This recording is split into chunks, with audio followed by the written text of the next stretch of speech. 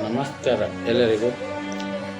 ಇವತ್ತಿನ ಕಲಿಯುಗದ ಪರಿಸ್ಥಿತಿ ಯಾವ ರೀತಿಯಲ್ಲಿದೆಪ್ಪ ಅಂತಂದರೆ, ಫುಟ್ಪಾತಲ್ಲಿರಬೇಕಾಗಿರ್ತಕ್ಕಂಥ ಚಪ್ಪಲಿಗಳು ಇವತ್ತು ದೊಡ್ಡ ದೊಡ್ಡ ಶೋರೂಮಲ್ಲಿ ಮಾರಾಟವಾಗ್ತಾಯಿದೆ. ಪುಸ್ತಕಗಳು ಇವತ್ತಿನ ಪರಿಸ್ಥಿತಿಯಲ್ಲಿ ಬಂದುಬಿಟ್ಟಿದ್ದಾವೆ ಅಂತಂದರೆ ಫುಟ್ಪಾತಲ್ಲಿ ಮಾಡ್ತಕ್ಕಂಥ ಪರಿಸ್ಥಿತಿ ಬಂದಿದೆ.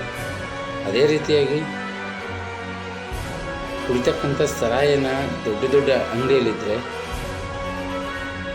ನಮಗೆ ಜೀವನಕ್ಕೆ ಅವಶ್ಯಕ ಅಂತ ಅನ್ಸ್ಕೊಂಡಿರ್ತಕ್ಕಂಥ ಹಾಲು ಇವತ್ತು ಗಲ್ಲಿಯಲ್ಲಿ ಮಾಡಬೇಕಾಗಿರ್ತಕ್ಕಂಥ ಪರಿಸ್ಥಿತಿ ಬಂದಿದೆ. ಅದೇ ಎಲ್ಲೋ ಗಲ್ಲಿಯಲ್ಲಿ ಓಡಾಡಬೇಕಾಗಿರ್ತಕ್ಕಂಥ ನಾಯಿಗಳು ಇವತ್ತು ಅರಮನೆಯಲ್ಲಿ ಕೂತ್ಕೊಂಡು ಅವುಗಳನ್ನು ಸಂರಕ್ಷಣೆ ಮಾಡ್ತಕ್ಕಂಥ ಪರಿಸ್ಥಿತಿ ಬಂದಿತ್ತು. ಅದೇ ನಮಗೆ ಗೋಮಾತೆ ಅಂತ ಕರೆಸ್ಕೊಳ್ತಕ್ಕಂಥ ಆಕಳಾಗಿರ್ಬೋದು, ಎತ್ತಾಗಿರ್ಬೋದು, ಅವುಗಳನ್ನು ಬೀದಿಯಲ್ಲಿ ಯಾವುದೋ ಕೊಳಚೆ ಪ್ರದೇಶದಲ್ಲಿ ಓಡಾಡ್ತಕ್ಕಂಥ ಪರಿಸ್ಥಿತಿ ಬಂದಿದೆ.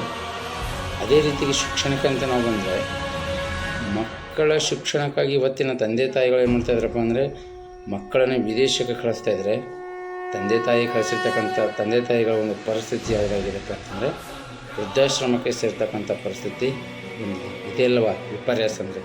ಧನ್ಯವಾದ.